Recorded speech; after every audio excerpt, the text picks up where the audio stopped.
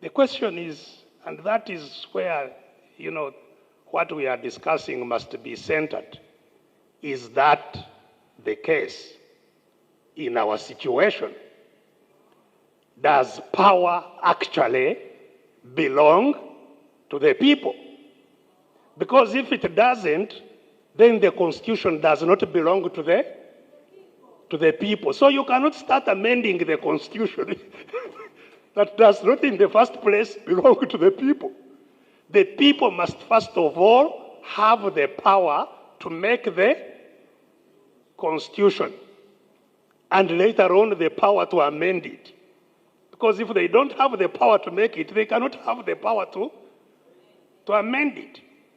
60 years after independence, 60 years in which the people of Uganda have never removed any leader. Never. 60 years in which they have never said, we are lifting this one to be our leader. All leaders are lifted into office by guns and removed by guns. So clearly, people do not have power. Those who have guns have the power. So the people with the guns are sovereign, not the people of Uganda. That's why Museveni is sovereign. He is the sovereign of Uganda today. No doubt, we are beginning to see the succession to the crown prince. Yes, because when individuals are sovereign, then they pass on their sovereignty to whomever they decide.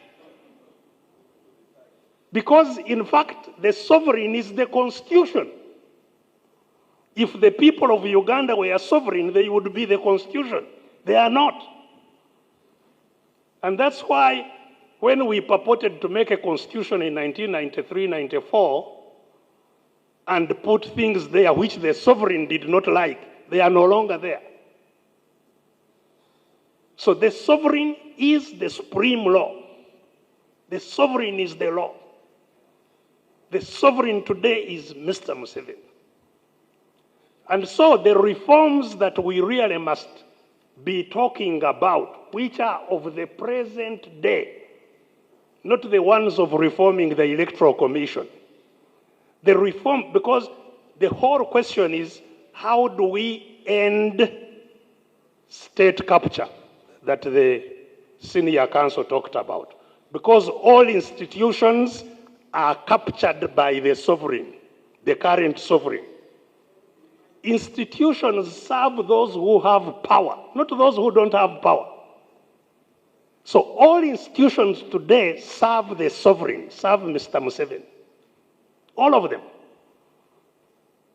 And it doesn't matter how they arise, they must serve who has power.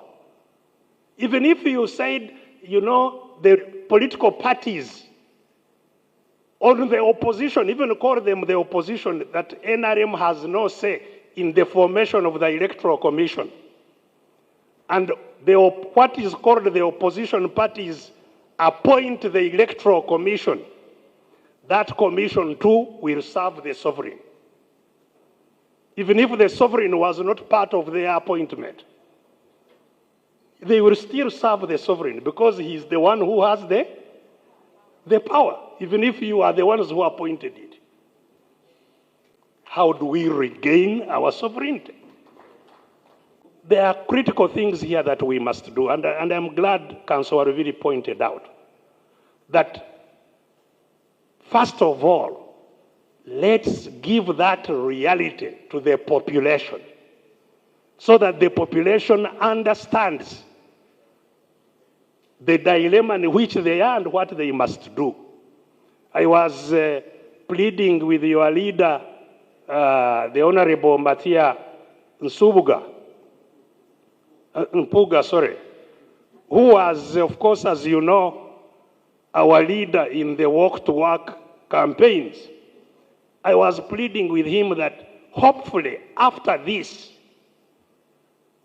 we should go and take the outcome of this, the message of the need to liberate ourselves and regain sovereignty. We should take it to the population, region by region, and all of us go and tell the people that this is what we all need to do. And let them then stop us. Those who are allowing the crown prince to go and hold all kinds and manner of processions and meetings, let us go, and they beat us. And the struggle starts from there. From these rooms, we should go out and engage the population. Secondly, let's not continue with the distortion of today, that we are competing for power. Because that is the narrative, the wrong narrative on which we come here even. That we have parties that are competing for power. And so even we compete amongst ourselves. The prisoners, the ones who have no power, are competing amongst themselves also. Find people, me I'm red, me I'm blue, me I'm green, me I'm what? You are nothing. We should simply, yes, you are just prisoners. That is the badge we have. We just have a badge of being prisoners.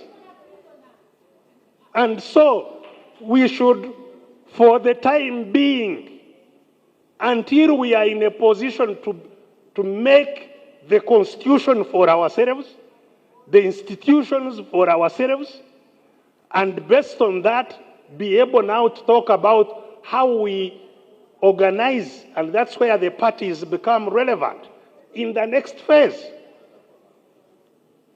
For now, let's shed, these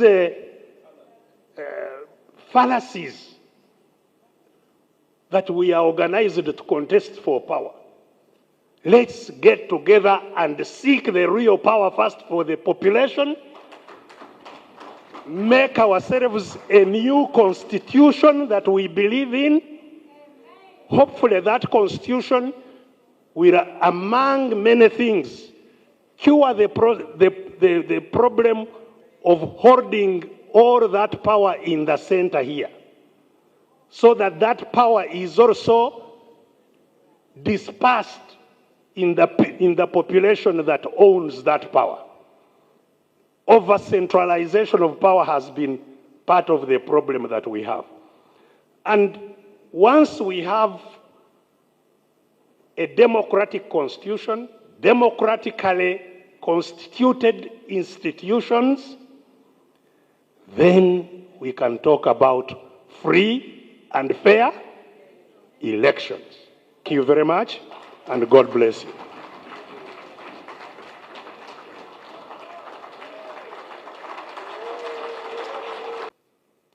The use of guns, I thought I was very clear that it's really not a viable option for democratization. It's a viable option for changing government, no doubt.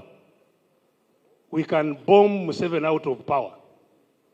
The question is whether those bombs will engender a democratic dispensation. They won't. But they can cause a change of government. What we are pursuing is not just a change of government. It's a change of power from a few people to the whole population.